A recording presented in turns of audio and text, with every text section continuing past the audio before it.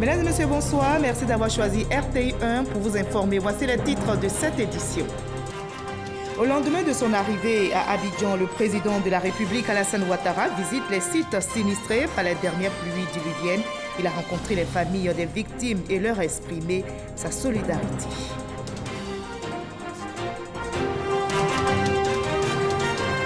Avant la visite aux familles des victimes de ces inondations, le chef de l'État préside un conseil national de sécurité en vue de prendre des décisions urgentes. 2 milliards de francs CFA seront dégagés pour des mesures sécuritaires et l'assistance aux familles sinistrées. Soyez les bienvenus sur RTI1. Le nouveau bilan des pluies diluviennes en Côte d'Ivoire est de 20 morts. La pluie qui s'est abattue sur Abidjan et des localités de l'intérieur du pays a laissé de graves séquelles.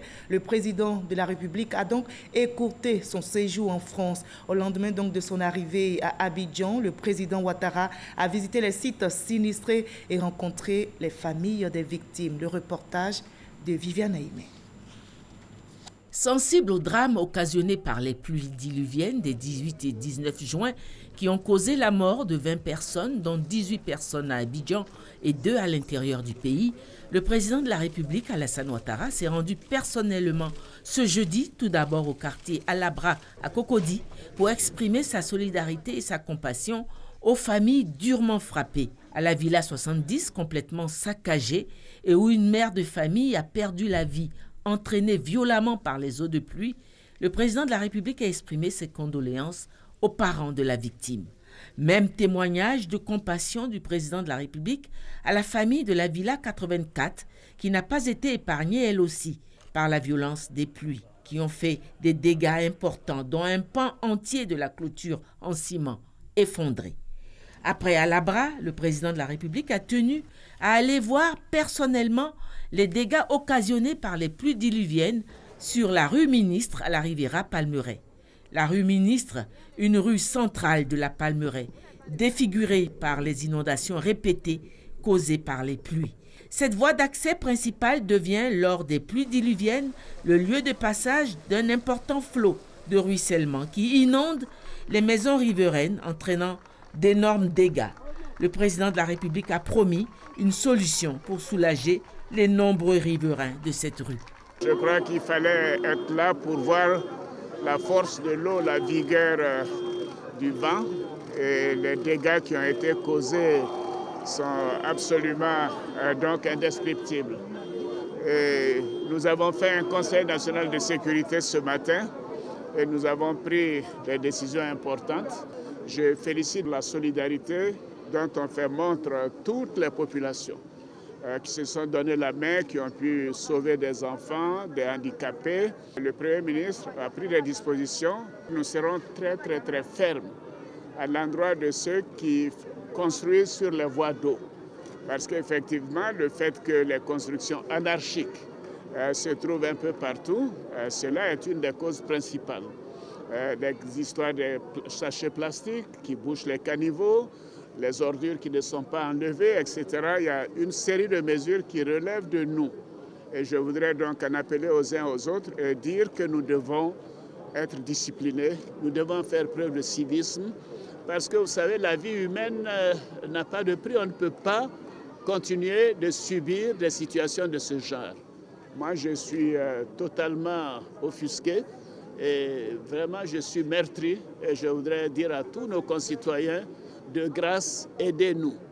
Aidez-nous par discipline, par civisme. Il est essentiel que nous soyons disciplinés et que nous puissions penser aux autres et nous dire que tous les actes que nous posons peuvent avoir des conséquences de ce genre. Et nous travaillons pour que nous ne soyons plus surpris par de telles situations. Et vraiment, mes condoléances attristées et toute ma compassion. Et nous prendrons des dispositions. J'ai dégagé avec le ministre des Finances et le Premier ministre des ressources de 2 milliards de francs CFA pour essayer de résoudre une série de problèmes que nous avons examinés ce matin. C'est avec une grande joie que les habitants de la Riviera Palmeraie ont accueilli la visite du président de la République, Alassane Ouattara, tant sa présence ce jeudi à la Palmeraie était porteur d'espoir. Voilà, vous l'avez entendu, avant sa visite aux victimes de ces inondations, le chef de l'État a présidé une réunion. Le Conseil national de sécurité au palais présidentiel en vue de prendre des décisions urgentes suite aux dégâts causés par les intempéries. Entre autres décisions, le gouvernement va débloquer 2 milliards de francs CFA pour des mesures sécuritaires et pour assister les familles sinistrées. Le dernier bilan de ces pluies, je rappelle, fait état de 20 morts. Je vous propose le communiqué final de ce Conseil national de sécurité, communiqué lu par le ministre Sidiki Diakité. Communiqué du Conseil national de sécurité. Le président de la République, son Excellence M. Alassane Ouattara, a présidé ce jeudi 21 juin 2018, de 11h à 12h, une réunion extraordinaire du Conseil national de sécurité consacrée aux événements tragiques survenus suite aux pluies diluviennes enregistrées les 18 et 19 juin 2018 à Abidjan et dans plusieurs localités de l'intérieur du pays. Il ressort du point de situation fait au cours de cette réunion du Conseil national de sécurité que dans la nuit du 18 au 19 juin 2018, Abidjan et plusieurs localités ont enregistré des pluies d'une intensité exceptionnelle avec des pics de précipitations atteignant 200 mm par endroit, soit 5 fois le seuil d'alerte rouge. Les inondations causées par ces pluies ont entraîné de nombreuses pertes en vies humaines et d'importants dégâts matériels, notamment la mort de 20 personnes, dont 18 à Abidjan et 2 à l'intérieur du pays, le déplacement de 136 familles sinistrées, l'inaccessibilité de nombreuses voies de circulation, l'effondrement de plusieurs maisons d'habitation, l'interruption partielle de fourniture d'eau et d'électricité dans plusieurs localités du pays. À l'issue de la réunion du Conseil national de sécurité, il a été décidé de mettre à disposition une enveloppe d'urgence de 2 milliards de francs CFA pour la réalisation des mesures ci-dessus.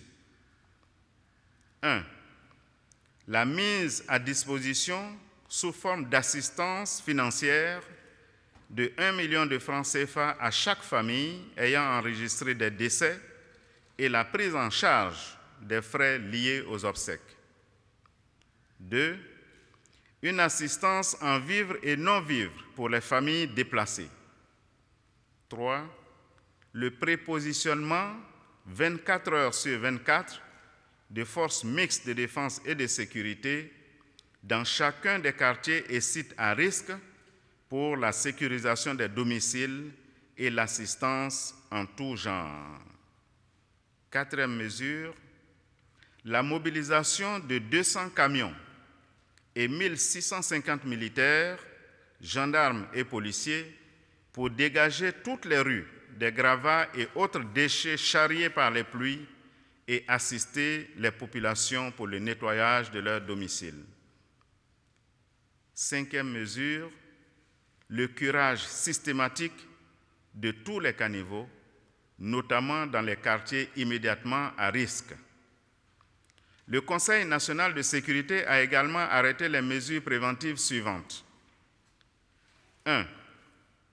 La destruction des constructions réalisées dans les bassins d'orage et sur les ouvrages de drainage et d'assainissement. 2. Le déguerpissement de toutes les personnes vivant dans les zones à risque. 3. Le déploiement dans les zones à risque d'abris comportant toutes les commodités pour accueillir, le cas échéant, les familles déplacées. 4. La mise en place de postes avancés de premier secours dans tous les quartiers sensibles. 5. L'intensification des actions de sensibilisation et de prévention, y compris les alertes météo, dans les médias audiovisuels et sur les numéros de téléphonie mobile. Face à ce drame, le président de la République a réitéré ses condoléances aux familles éplorées, exprimé à nouveau ses souhaits de prompt rétablissement aux blessés et sa compassion à tous ceux qui ont subi des dégâts matériels. Le président de la République, après avoir relevé que la Côte d'Ivoire, à l'instar de plusieurs pays dans le monde, est sujette aux conséquences néfastes des changements climatiques, a salué le Premier ministre pour la célérité avec laquelle le gouvernement a apporté soutien et assistance aux familles en détresse. Il a également félicité les forces de sécurité et de protection civile, ainsi que les agents de santé et les nombreux volontaires pour toutes les actions menées pour soulager les populations affectées. Le président de la République a instruit le Premier ministre à l'effet de prendre toutes les dispositions pour la mise en œuvre diligente du schéma directeur d'assainissement et de drainage du district autonome d'Abidjan, adopté en Conseil des ministres le 16 mai 2018. Le président de la République a lancé un appel aux populations afin qu'elles respectent les consignes de précaution et d'interdiction érigées contre les installations anarchiques d'habitation dans les zones à risque. Le président de la République a donné des instructions pour que les décisions du Conseil national de sécurité de ce jour soient mises en œuvre sans délai. Fait à Abidjan, le jeudi 21 juin 2018. Et concernant l'alerte météo, notez que le service météorologique appelle toutes les populations à la vigilance pendant cette période pluvieuse. Vigilance renforcée surtout en cette nuit selon le service météorologique qui annonce des pluies. La saison pluvieuse devrait continuer jusqu'à fin juillet. Notre reporter Ami Sissoko a rencontré des agents de ce service. Nous écoutons leurs propos. À partir de cette nuit, pour Abidjan, on prévoit encore quelques cellules orageuses. Mais ces cellules orageuses n'auront pas la même ampleur que celles que nous avons eues il y a environ 2 jours. Nous avons encore quelques noyaux orageux qui vont bientôt intéresser la ville d'Abidjan et les autres villes aussi au niveau de l'intérieur du pays, telles que celles de Bondoukou et Bouna. Nous sommes toujours en saison des pluies. Et à chaque fois que vous avez une pluie, il peut survenir une inondation. C'est quelque chose que nous ne pouvons pas rigoureusement écarter. Déjà, nous avons eu une forte pluie. On a le sol qui est pratiquement saturé. Donc, une précipitation qui, peut-être en début de saison des pluies, n'allait pas avoir de fortes conséquences, peut avoir actuellement de fortes conséquences. C'est pour cela qu'on demande de toujours rester vigilant.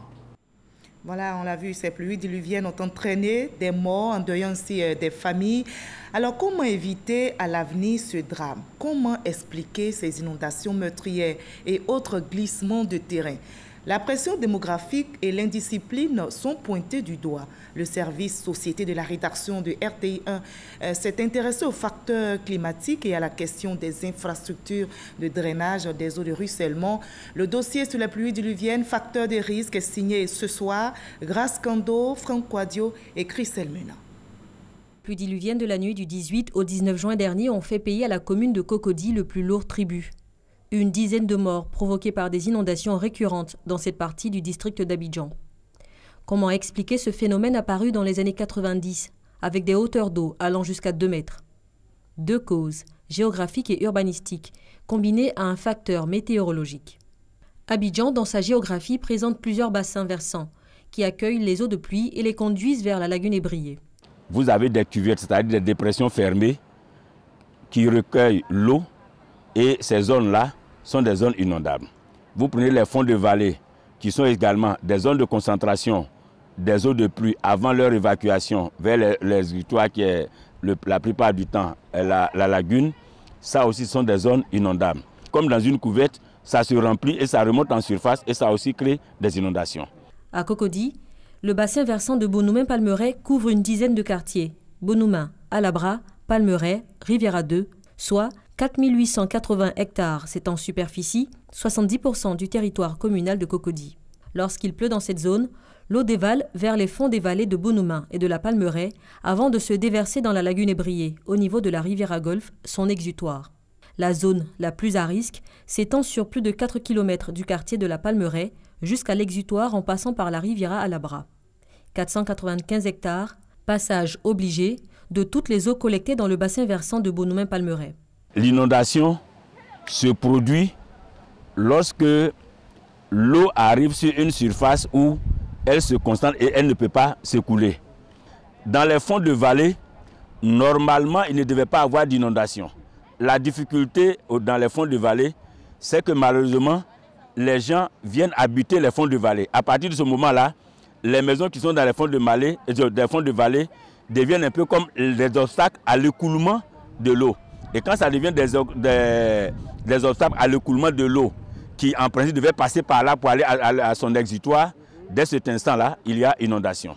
L'urbanisation massive d'Abidjan, conséquence d'une démographie galopante, compte aussi parmi les causes d'inondation.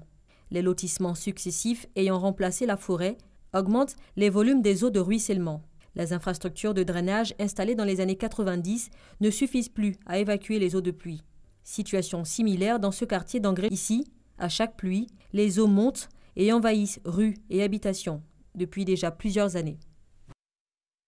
Nos ouvrages ne sont pas conçus pour recevoir ce volume d'eau. C'est impossible. Malgré ce gros dallot de 4 mètres sur 3, on est inondé. Comment vous comprenez cela? C'est difficile. Collecteur de base devenu trop étroit pour les volumes d'eau de ruissellement, collecteurs secondaires, caniveaux et autres infrastructures de drainage mal utilisées par les populations, c'est un des facteurs les plus décisifs de ces inondations. Respecter les ouvrages de drainage, ne pas y jeter des ordures, la poubelle, malgré toutes les dispositions que le gouvernement prend pour faire face aux inondations, il y a certaines pratiques, certaines attitudes qui accroissent les difficultés. Notamment, il y a les occupations anarchiques des passages d'eau. Vous avez toutes les vallées qui permettent aux eaux de ruissellement de s'écouler vers la lagune, qui sont de manière illicite occupées par les populations. On a des sites de barrage, d'écrêtement, par exemple comme celui de Bonoumé, qui sont occupés aussi par des riverains.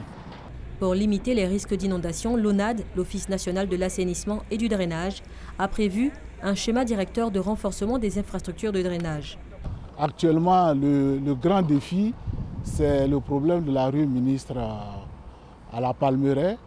Et là, nous sommes en train de prendre des dispositions pour pouvoir résoudre ce problème. C'est un investissement de près de 30 milliards que le gouvernement a engagé. Dernier facteur de risque des inondations, la météo. La Sodexam annonce cette année de fortes pluies, des niveaux de précipitations exceptionnels, plus importants que les années précédentes. Les populations sont invitées à plus de responsabilités et à prendre toutes les dispositions pour éviter d'éventuels drames. Des géographes de l'université Félix Houphouët-Boigny préconisent dans une étude réalisée en 2015 le curage régulier de tous les collecteurs, l'agrandissement des ouvrages existants et la construction de nouveaux collecteurs. Et après les dégâts causés par les pluies diluviennes, s'est tissée une chaîne de solidarité au sein des populations pour soutenir les victimes. Plusieurs personnes, vous allez le voir, se sont portées volontaires pour aider les sinistrés de ces intempéries en sécurisant notamment leurs biens. Ces volontaires ont été appuyés dans leurs tâches par la police nationale, comme nous l'explique Abou Sanogo. Riviera 3, cité à la bras réconciliation dans la commune de Cocody. Les dégâts causés par les pluies sont bien visibles. Nous sommes dans une vallée, nous sommes en aval. La cause doit se trouver en amont. Donc ce que nous demandons, c'est que vraiment on fasse une étude sérieuse de la cause de ces inondations. Tout ce que nous avons pu construire est parti avec l'eau, vous voyez que vraiment c'est désolant. Si ces pluies diluviennes ont occasionné des dégâts humains et matériels, elles ont déclenché un vaste élan de solidarité. Des bénévoles sont venus spontanément apporter de l'aide. Les uns sautent à la main déblaient les routes. Les autres soulèvent les affaires non emportées par les eaux. Ces hommes et femmes sont venus offrir leur soutien et leur réconfort aux familles touchées par les pluies. Hier, on s'est organisé, on a décidé que les gens viennent ici pour aider à aider nos parents à nettoyer leur maison et à voir qu'est-ce qu'on peut faire d'autre après cela. Nous avons encore besoin d'hommes, nous avons encore besoin de bénévoles pour venir soutenir nos parents. Nous ramassons, nous nettoyons, nous aidons les familles à débarrasser et nous les soulageons également en parlant avec eux. 500 élèves stagiaires de l'École nationale de police ont été déployés pour porter secours et assistance, mais également pour sécuriser le quartier. Et en prélude à la pluie annoncée pour cette nuit par la météo, des mesures préventives sont prises dans la commune d'Atekoubé. À Mosikro, zone à risque, des agents de la mairie appuyés par la police et l'armée procèdent à une opération de surveillance et de destruction d'habitations identifiées dangereuses. Ouattara Walter. Cette nuit, la météo annonce de fortes pluies sur la ville d'Abidjan. Les zones à risque identifiées dans la commune d'Atekoubé font l'objet d'attention particulière. Une équipe des services techniques de la mairie procède à la destruction des maisons situées sur les flancs de collines. Elle continue également la sensibilisation et invite les populations à quitter les lieux. On a l'obligation de les faire partir puisque c'est nécessaire.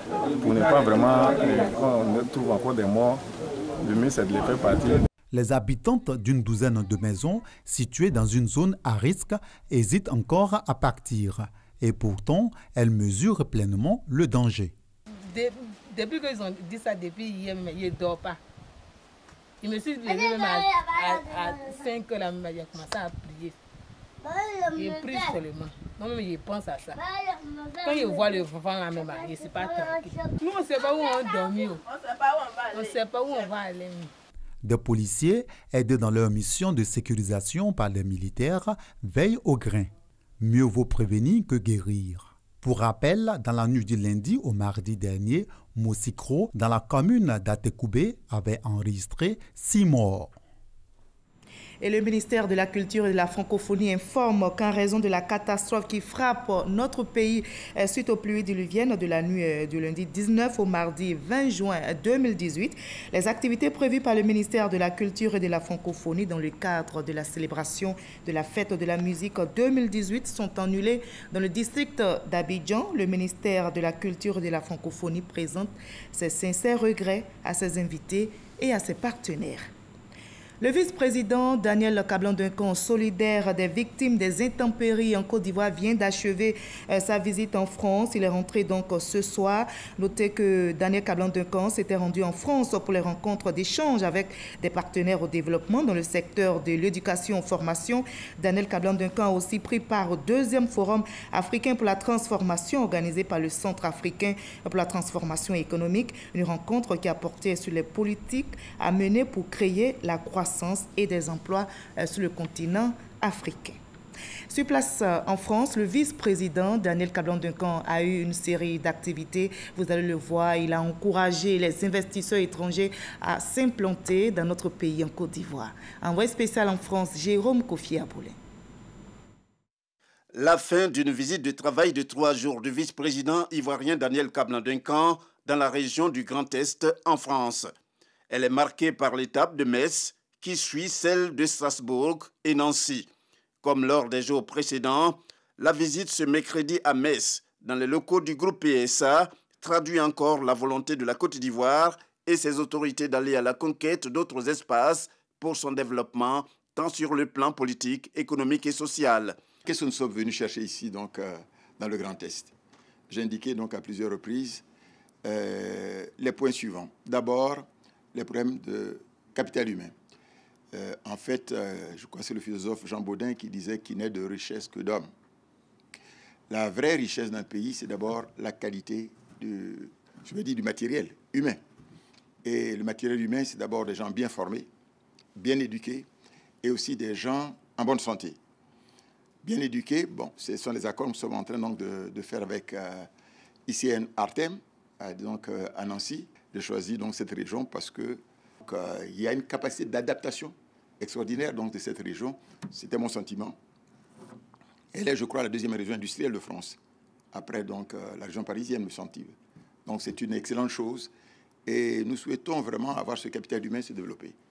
Avec cette visite, il s'agit de faire connaître la Côte d'Ivoire en la présentant comme la terre des opportunités d'affaires, des investissements. L'idéal à partager, c'est la qualité des relations à travers un partenariat vrai. Et sur la question, le vice-président a bien son idée quand, après avoir dit une conférence à Nancy sur la Côte d'Ivoire, pôle économique de l'Afrique de l'Ouest, il anime une autre à Strasbourg sur l'Afrique, la France et l'Europe, une relation de proximité vers un partenariat repensé. Le seul moyen efficace de travailler pour le développement de l'Afrique est de travailler ensemble. La vision ivoirienne de l'Afrique demeure une vision optimiste du futur de notre continent. L'Afrique est désormais visible sur les cartes économiques. Les réformes structurelles et sectorielles d'envergure mises en œuvre au plan macroéconomique, les ressources naturelles importantes révélées ou exploitées et les potentialités du capital humain font de l'Afrique un continent d'opportunités et d'avenir. Ce que l'on peut essentiellement retenir, c'est le partage de formations et d'expériences, notamment dans les domaines éducatifs, sanitaires et industriels, en se basant sur le transfert des technologies. Et le vice-président Daniel Kablan-Duncan, très confiant, d'indiquer que la Côte d'Ivoire est prête à partager, non seulement en raison de sa stabilité, mais surtout de la qualité de ses ressources humaines. Cette visite dans le Grand Est de la France du vice-président Daniel Kablan-Duncan vient compléter celle effectuée à Toulouse, une autre région du territoire français. Voilà, je rappelle que le vice-président Daniel Kablan-Duncan a regagné Abidjan ce soir. Je vous livre ce communiqué émanant du Sénat. Monsieur Jano Aoussou Kouadio, président du Sénat, convoque, mesdames et messieurs les sénateurs, à la séance plénière qui se tiendra les mardis 26 et mercredi 27 juin 2018 à 10h à la Fondation Vélus Houphouët-Boigny pour la recherche de la paix de Yamoussoukro. Ordre du jour, examen de la proposition de résolution fixant les règles de procédure d'examen et d'adoption de la proposition de résolution portant règlement du Sénat. 2. Examen de la proposition de résolution portant règlement du Sénat. 3. Mise en place des différents organes du Sénat. Le présent communiqué tient lieu de convocation individuelle. Il est signé du président du Sénat, M. Jano Aoussou Kouadio. 55 agents de la SGBCI ont reçu les clés de leur villa située dans la commune de Cocody, des villas obtenues grâce au 4e programme immobilier financé par l'entreprise. La cérémonie de remise de ces clés à cette première tranche a eu lieu en présence du ministre de la Construction, du Logement, de l'Assainissement et de l'Urbanisme. Didier Nguessan, Franck Kouadio signe ce reportage. Ils reçoivent les clés de leur logement. Ces travailleurs du secteur bancaire sont désormais propriétaires, un rêve qui se réalise rendu possible grâce à leur employeur. Évidemment, c'est une joie pour nous de recevoir ce logement dans la vie d'un agent. Le projet immobilier est quelque chose qui compte. Et donc c'est une joie aujourd'hui que ce rêve se transforme en réalité. Et nous sommes donc heureux, nous disons merci à la direction générale. Merci à tous les partenaires qui ont participé au projet. Aujourd'hui, c'est vraiment un jour spécial, un jour heureux d'avoir une maison. Une maison, cette maison elle est particulière parce qu'elle provient de ma banque. Située à la Riviera Abata dans la commune de Cocody, ces 55 villas duplex de 4 à 6 pièces constituent la première tranche de logement. La seconde tranche sera livrée d'ici à la fin de l'année. Au total, 107 villas de haut standing bâties sur 3,4 hectares pour un coût global de 4,7 milliards de francs CFA. Le ministre de la Construction, du Logement, de l'Assainissement et de l'Urbanisme s'est félicité du financement de ce projet immobilier. Il a exhorté l'ensemble du secteur bancaire à soutenir davantage l'acquisition de logements. Je disais tout à l'heure qu'il était important pour nous d'être là. Le volume de financement s'accroît de plus en plus. Donc le message qu'on voulait lancer, c'est que les banques puissent financer de plus en plus de logements, bénéfice de la population ivoirienne. Aux acquéreurs, Isaac D a conseillé une bonne gestion du cadre de vie à travers une copropriété organisée en syndic. Au niveau de la Côte d'Ivoire, notez que ce jeudi, le président de la République a visité les familles des victimes des inondations.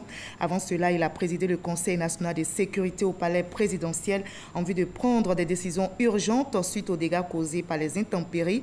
Entre autres décisions, le gouvernement va débloquer 2 milliards de francs CFA pour des mesures sécuritaires et pour assister les familles sinistrées.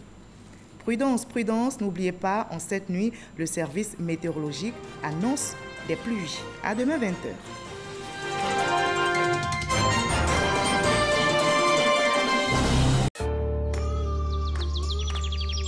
Une nouvelle étiquette pour Candia. Candia le lait, onctueux, soyeux, crémeux. Candia, c'est le bon goût du lait. Moi, c'est Candia.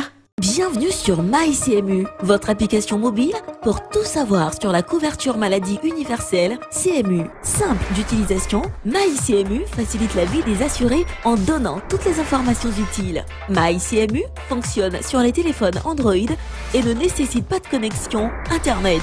Grâce à votre application, vous obtiendrez des informations sur les sites d'enrôlement, l'état de vos cotisations, le panier de soins, les centres de santé, les pharmacies du réseau CMU. MyCMU vous permet également d'effectuer votre pré-enrôlement avant de vous rendre dans un centre pour finaliser l'opération. Alors n'attends plus, télécharge-moi sur Play Store et la couverture maladie universelle n'aura plus de secret pour toi.